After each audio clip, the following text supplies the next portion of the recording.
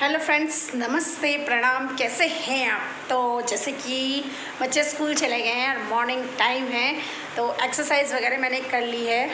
ये पसीना हो गया, मुझे बहुत बहुत ज़्यादा पसीना होता है क्योंकि मैंने फ़ैन ऑफ़ करके एक्सरसाइज करी थी और अब भी बात मुझे फ़ैन चला के करनी पड़ी है, तो थोड़ी बोलने में डिस्टर्ब हो जाता है इस फ़ैन के कारण, तो इग्नोर करिएगा। और बच्चे स्कूल चले गए हैं, नहाया वगैरह नहीं है, मैंने सिर्फ एक्सरसाइज करी थी और नाश्ता वास्ता सब कुछ बन के तैयार था, झाड़ू लग गया है। अब मैं पहले कर रही थी पूजा पाठ, फिर पूजा पाठ करने के बाद आपसे मिलूँगी थोड़ी देर बाद। तो सारा काम करने के बाद उसके बाद मैंने करी लंच की तैयारी। तो ये है नीले वाले बैगन, जो मेरे बंगाली भाई बहन होंगे वो अच्छी तरह जानते होंगे कि ये बहुत टेस्टी बनता है, बहुत अच्छा बनता है। और उसके बाद ना इसको गोल गोल पीसेस में काट लेना है, बैगन को अच्छी तरह धो धा के।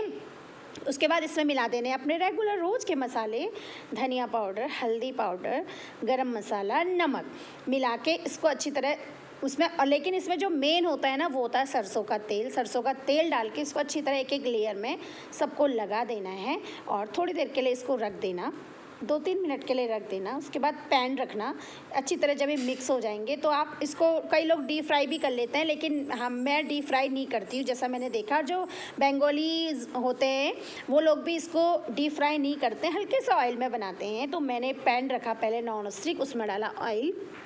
मुझे ये लग रहा था कि शायद मैंने ये ऑयल ज़्यादा डाल दिया, फिर मैंने इसको कम करा इसी ऑयल को।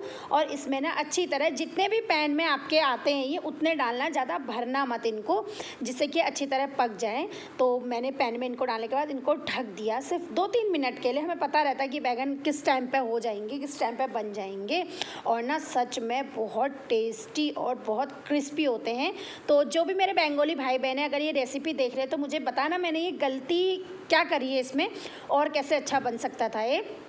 और ये बन के तैयार है हमारा लंच। लजीज सा, टेस्टी था, मज़ेदार सा, बच्चों को खूब पसंद आया ये दाल के साथ भी। और ये देखो प्रतीक कितना खुश हो रहा है।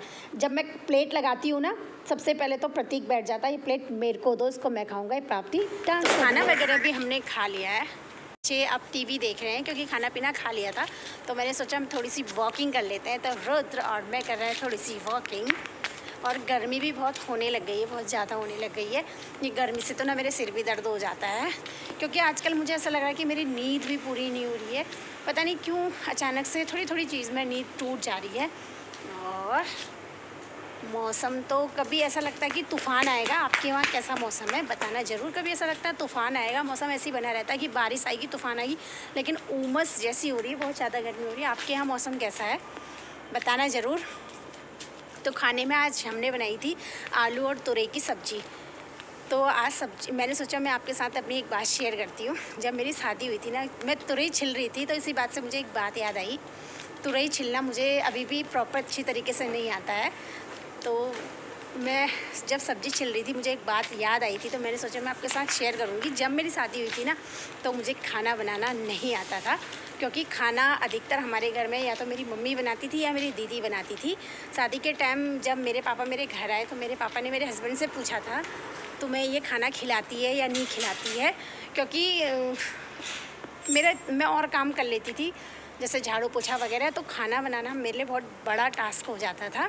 तो धीरे धीरे करके मैंने खाना बनाना सीखा है, और अभी भी प्रॉपर उतना अच्छा नहीं आता है मुझे बनाना, मुझे लगता है, लेकिन फिर भी मैं अपने हिसाब से थोड़ी बहुत कोशिश करके ठीक बना लेती हूँ। तो तुरई छिलना मेरे लिए इतना बड़ा टास्क होता था ना। जब मैं सब्ज़ी छिल रही थी, मुझे बात याद आ रही थी, क्योंकि हमेशा हस्बैंड मेरे साथ ही रहे, तो वो सब्ज़ी छिल देते थे। वो बहुत अच्छे कुक हैं, बहुत अच्छा खाना बनाते हैं वो।